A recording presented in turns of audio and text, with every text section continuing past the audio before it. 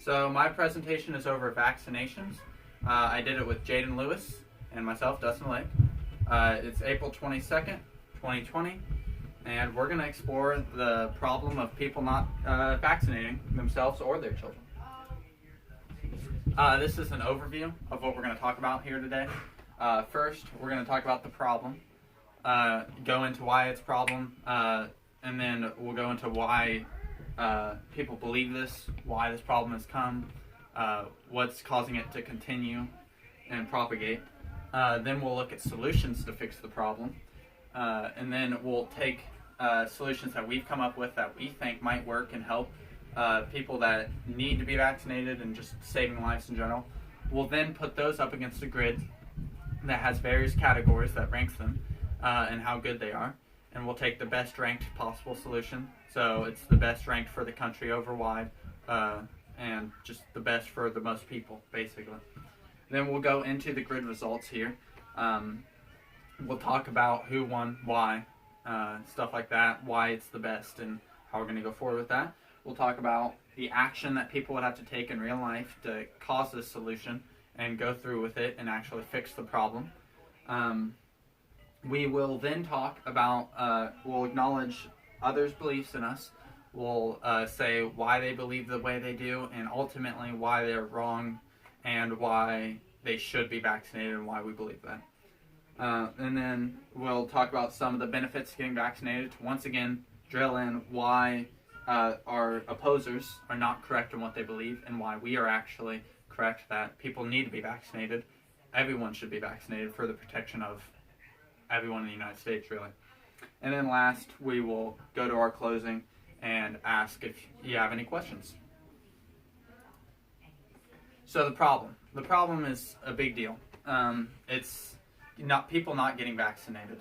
We need more people to get vaccinated, and more people over time are becoming anti-vaxxers and not actually getting vaccinated themselves. And this is causing many deaths. This is not only a city problem, this isn't a state problem, this isn't a country problem, this is a worldwide problem that happens all around the world. However, important note, for this presentation, we will focus on the United States and the problem, as it's limited what we can do out of the United States. So we'll say what the United States can do to fix this problem.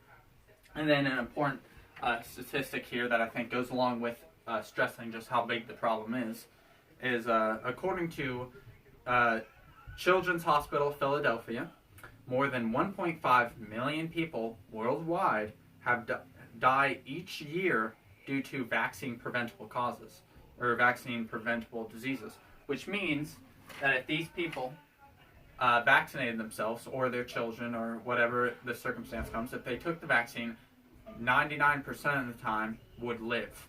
So that's saving every year at minimum around 1.4 million to more people every year. So you see how this problem spreading just costs more lives and more damage, and it's extremely important we fix it. What causes the problem? This is extremely important in trying to figure out how to fix the problem. There's a lot of reasons that individuals might choose not to get vaccinated, including religious reasons, cultural reasons, and similar things, and even just being uneducated. A lot of the time there is a lot of misinformation when it comes to vaccines.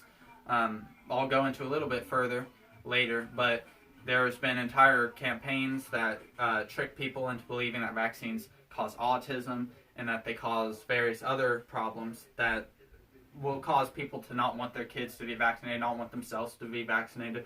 In general, just think that vaccination is the enemy and that it causes the problem, when in reality, all vaccinations are is to fix the problem, to stop diseases from killing people, stop the spread, and save lives. Another reason that it's a huge problem that they don't get vaccinated is because of an increased risk of body-to-body transmission. That means that most likely if they get the disease and they're not vaccinated, for example, measles, if you get measles and you're not vaccinated, most likely you will go through the whole sickness. You'll show symptoms, you'll be contagious, basically. So you're going to start infecting those around you. And let's say someone else isn't vaccinated for whatever reason, then they'll get it. and then they'll spread it to someone else who isn't vaccinated, so on, so on. If you're vaccinated, this problem pretty much eliminates. It's gone because you'll have antibodies, memory cells and stuff that kick into action and then kill the disease before it can actually become a serious problem. That way you're, one, protecting yourself, and two, protecting others. That way you're not contagious at any point, and you're not going to get others hurt. So, some solutions to fix the problem. Pass a law to enforce vaccinations. That was our first idea we came with. It's the most obvious and blunt one. Just forcing people, regardless of their beliefs, to actually get the vaccinations, and in that way to save lives. And then another problem, or another solution rather, is to create a whole new learning system and add it to the curriculum throughout the K through 12 learning system, ensuring that individuals are properly educated about vaccines. That way they're not going to get tricked by misinformation campaigns, or they're not going to not truly understand how they are and be scared of them. If people truly understand vaccines and they are educated well enough, hopefully, that they end up getting them.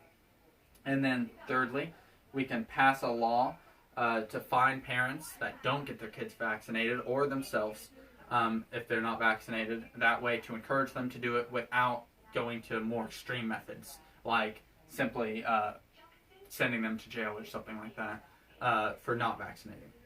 And then lastly, we also came up with the idea to create a tax credit that can be earned when filling out taxes. And then if your vaccines are up to date and correct, yours or your child's, you can get extra money for that to help pay for the vaccines. Obviously, that way that's not coming out of your pocket, and to, of course, encourage people to get them. And then this is the grid that we used. Each category, we got cost, is it feasible, the potential negative consequences, how much time it'll take to implement and work and get it up and running, the resources we have available to execute this plan, the effectiveness, and the public acceptance. And this is based on resources and such like that will be based on the people to get the plan moving and what the United States has available. And then I'll give you a moment to look through those numbers. 1 is the best, and then 5 is the worst. So if it's 1, then it's really good in that category. If it's 5, which I don't think we have any of, no, but we have 4s, which means it's not very good in that position. It would cost a lot, or it might take a lot. For example, this might not be feasible. Why? Because people don't really want that to happen. There's a lot against that. That's very extreme. Various things like that. So as you can see, we got 18 for the first one to enforce. The lower number, the better, once again. We got 17 to create a new learning system.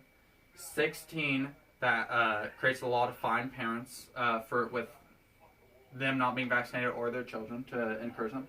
And then lastly, we got 21 on having a tax credit available for them to sign into for positive encouragement if they are vaccinated. And then going into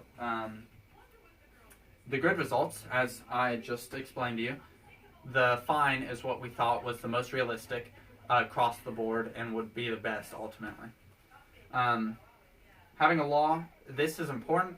Some people might think it's extreme, but that's really not the case, as it has been discussed several times that this not getting your child vaccinated could even lead to child neglect charges and medical neglect in general, because you're risking their lives when there's a clear way to protect them, save them, and not put them in harm's way. In fact, this is not that extreme at all, as Ethmos Parasids, sorry, hard to say name, who made a journal article about vaccines, and he reveals that the government has actually already had several talks, and several bills that have almost gone through about trying to enforce parents to get them to vaccinate their children and to vaccinate themselves in a less extreme way than taking away their children or just locking them up in jail. So a fine would actually go along with what they want, what their ideal want is in general already. So it's much more feasible than it might seem on the surface. And then how to take action and make this work. So first, make the problem known. You should demonstrate Make sure that the government knows that you want this. Public protests, stuff like that. Making committees, petitions. Make the plan. Take action. Plan out how you're going to get this to go. The government itself can make plans how to get this to go. And then thirdly, they create a bill. They send it through committee action. They go to floor action. Then there's a vote on it by the people and the Congress in general. Then you have the conference committee, presidential action, and then the creation of the law. Ignore my cat. So, acknowledgement of opposing beliefs. So, this is important. The biggest obvious opposing belief for this cause is the anti-vaccine movement. In general, they're skeptical of medicine and overall, in general, uneducated. There's a lot of misinformation campaigns on Facebook and Twitter and other social medias that people will get tunnel vision and listen to, and then often think they know all about vaccines when really they've just been fed lies and they think it's extremely dangerous. So that's often what ends up leading to people being skeptical of medicine, not trusting vaccines in general. Religious reasons, people that just believe their religion doesn't call for this. Cultural beliefs, being. Just stay there. Oh, she's angry. All right. So, we'll just. Okay. So, then personal beliefs. The right to care for their own body. Many people believe that you shouldn't enforce something on them even for their protection because it's their own choice, their own body. But that's really not true at all, as you're also harming other people, as I'll go into a bit. As you spread to people, spread it to other people, get contagious very quickly. And then finances and insurance, which can be solved several ways if you try hard enough. And of course, the most important thing is lives, and money shouldn't stipulate whether someone should live or die. So, and then some benefits to really nail in why you need to get vaccinated and why this is the path you should go down, why the opposition's incorrect. It lowers the rate of body-to-body transmission, which I mentioned earlier. Once again, if you're vaccinated, you're going to have memory cells that pump into action immediately and get you to not be contagious in the first place. You fight it off before you ever get sick, and that way you're not spreading to other people or anything like that. If you're not vaccinated, you're going to get contagious. You're going to spread it to people. The statistics go way up for many, many diseases that way. Just vaccines can prevent suffering from pain, severe sickness and disabilities, and of course, death. Nobody wants to just be sick in general. It takes you out of your job, your school life, anything. It halts your life a lot of the time, prevents you from getting done what you need to get done. So nobody wants that in general, and nobody wants to be in pain. Nobody wants to be sick. It's not fun. Vaccines prevents all that. It keeps you healthy. It can prevent having medical disabilities for the entire rest of your life from a sickness. That does happen. And then it can have an impacting positive effect for people that can't get vaccinated due to medical reasons. So this is a very small percentage of people that their bodies really can't be vaccinated due to the chemicals we put in it to make it work. They might be allergic or whatever. But it's a very, very, very small percentage. But these people, sadly, all they got to do is rely on others.